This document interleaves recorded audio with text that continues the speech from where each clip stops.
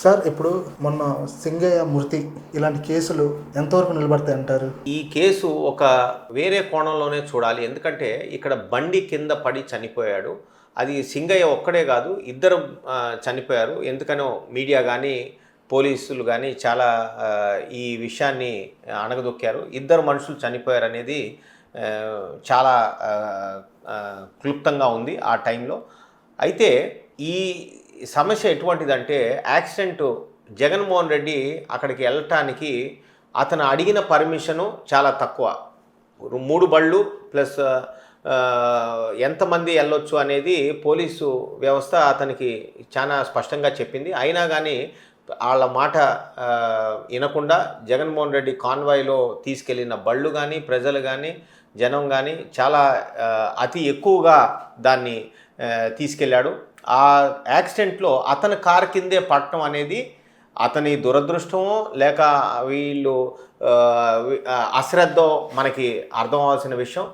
ఇటువంటి యాక్సిడెంట్లో ఎప్పుడైతే మన కారు యాక్సిడెంట్ చేస్తుందో యాక్సిడెంట్ అయిన మనిషిని మనం హాస్పిటల్కి పర్సనల్గా తీసుకెళ్ళి రెస్పాన్సిబిలిటీ తీసుకోవాలి. ఎందుకంటే డ్రైవర్కి ఎటువంటి రెస్పాన్సిబిలిటీ, అతని దగ్గర జీతం కింద పనిచేసే డ్రైవర్ని మనం అతను డ్రైవ్ చేస్తున్నాడు కనుక అతను తప్పు అని అంటాం అక్కడ ఎంతో కొంత పొరపాటు అవుతుంది. రోడ్డు మీద జరిగినప్పుడు యాక్సిడెంట్ ఆ బండిలో వెళ్ళిన బండి ఓనర్ది ఎక్కువ రెస్పాన్సిబిలిటీ అవుతుంది. ఎందుకని ఆ జర్నీ చేసేది అతను డైరెక్షన్స్ మూలంగా అతనికి ఉన్న పని మూలంగానే వెళ్తున్నట్టు ఆ రోడ్లో. అయితే ఇవాళ యాక్సిడెంట్ అయినప్పుడు ఆ ఓనరే వెళ్ళి అతన్ని అటెండ్ అయ్యి ఇమీడియట్గా హాస్పిటల్లో అతన్ని రివైవ్ చేసే ట్రీట్మెంట్ ఇప్పించాల్సిన బాధ్యత ఆ బండి ఓనర్కు ఉంది. అంతేగాని బండి ఓనర్ వెళ్ళిపోతూ నా చెంచా ఎవరో వచ్చి నా కార్యకర్త లేకపోతే ఇంకోళ్ళే వచ్చి అతను అటెండ్ అవుతారు, అతను హాస్పిటల్ తీసుకెళ్తారు అనే మాట చాలా పొరపాటు. అక్కడే ఆ ప్రోగ్రామ్ ఎండ్ చేసి ఆ యాక్సిడెంట్ అయిన మనిషిని అటెండ్ అవ్వాల్సింది జగన్మోహన్ రెడ్డి. జగన్మోహన్ రెడ్డినే A1గా పెట్టాలి, A2గా పెడతాం పొరపాటు అని చెప్పి నేను అనుకుంటున్నాను. ఇప్పుడు వైసీపీ వాళ్ళు వైసీపీ కానీ ఇటు బీఆర్ఎస్ ఏమని ప్రశ్నిస్తున్నారంటే, ఇక్కడ పుష్ప 2 నటుడు అల్లు అర్జున్ ఇటు జగన్మోహన్ రెడ్డికి ఇద్దరికే ఇవి షరతులు వర్తిస్తాయా, లేకపోతే ఇటు రేవంత్ రెడ్డికి కానీ ఇటు చంద్రబాబు నాయుడు కూడా వర్తిస్తాయనేది వాళ్ళు ప్రశ్నిస్తున్నారు. అసలు దానికి కారణం? అసలు జగన్మోహన్ రెడ్డి యాక్సిడెంట్ కేసుకి ఈ వేరే కేసులకి ఎటువంటి సంబంధం లేదని నేను చెప్తున్నాను. ఇది రోడ్ యాక్సిడెంట్ మాత్రమే. రోడ్ యాక్సిడెంట్లో అతను వెళ్ళి ఏదైతే అతనికి ఇవ్వని పర్మిషన్లను ఉల్లంఘించి మనిషి చచ్చిపోయినా కానీ చచ్చిపోతున్నా కానీ అతను అక్కడ వదిలిపెట్టేసి అతని పనులు అతను వెళ్ళిపోవటం చాలా అమానుషం. అతని చావుకి కారకుడు అని చెప్పి నేను కూడా నమ్ముతున్నాను.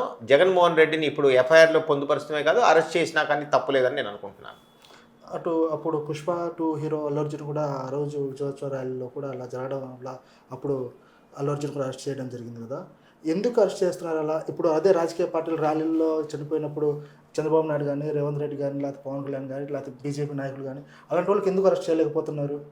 మీరు ప్రతిపక్షంలో ఉన్నారు, లేకపోతే సినీ హీరోలు అని చెప్పేసి అరెస్ట్ చేస్తున్నారా మీరు? ఇప్పుడు సంఘటనకి వేరుగా ఉంటుంది, అంతేగాని పిడికి బియ్యానికి ఒకటే మంత్రం కాదు కదా. ఇప్పుడు జగన్మోహన్ రెడ్డి రోడ్డు మీద వెళ్తా ఒక యాక్సిడెంట్ జరిగింది. ఆ యాక్సిడెంట్కి ఇమీడియట్గా అటెండ్ అవ్వాల్సిన బాధ్యత జగన్మోహన్ రెడ్డికి ఉంది.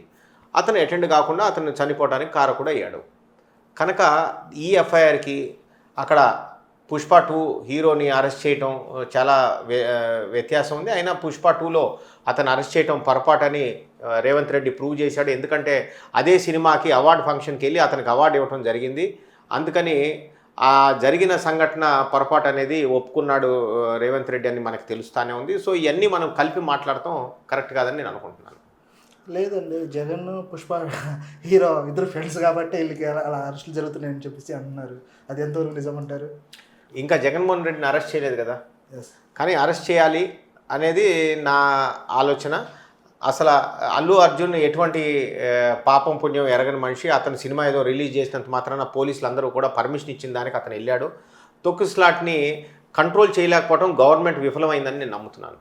జగన్మోహన్ రెడ్డి యాత్రలో ఫ్లెక్సీలు ఏదైతే పట్టుకొని తిరుగుతున్నారో పుష్ప డైలాగ్ రప్ప రప్ప నరుకుతామనే ఆలోచన ఏదైతే జగన్మోహన్ రెడ్డికి ఉందో, ఫ్యాక్షన్ లీడర్గా జగన్మోహన్ రెడ్డి రాజకీయాలకు వచ్చి ఏ విధంగా అయితే అతని బాబాయ్ దగ్గర నుంచి అందరినీ నరికారో దానికి చిహ్నమే అని చెప్పి నేను అంటున్నాను. అంతేగాని ఇదేమి కొత్తగా ఉద్భవించిన ఆలోచన అయితే కాదు.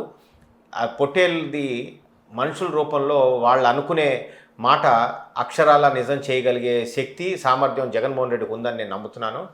ప్రజలు కానీ జగన్మోహన్ రెడ్డిని ఏ విధంగా కూడా నమ్మే స్థాయి నుంచి బయటకు వచ్చేశారు. ఎందుకంటే ఆయన యాత్రకు వెళ్ళింది ఒక బెట్టింగ్ మనిషి ఓడిపోయి అతని ప్రాణాలు కోల్పోయిన అతని విగ్రహం ఆవిష్కరిస్తానికి, అది కూడా కాకుండా దిగువల్లో ఏదైతే నూజివీడ్లో కాన్స్టిట్యున్సీకి చెందిన ఒక రెడ్డి గారు సర్పంచ్ 30 కోట్లు బెట్టింగ్ వేసి ఓడిపోయారో అటువంటి అతని విగ్రహం కూడా జగన్మోహన్ రెడ్డి ఆవిష్కరిస్తానికి సన్నాలు రెడీ చేస్తున్నారనేది చాలా ఆశ్చర్యంగా ఉంది.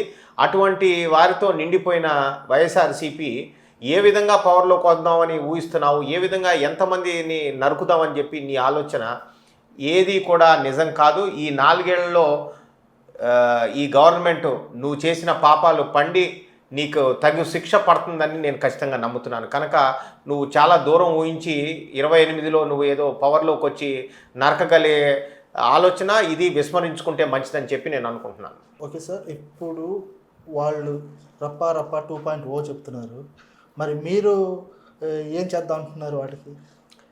జగన్మోహన్ రెడ్డి ఖచ్చితంగా సంఖ్యలు వేసుకుని ఊసాలు లెక్క పెట్టుకునే రోజులు దగ్గరకు వచ్చినాయి అని చెప్పి నేను నమ్ముతున్నాను.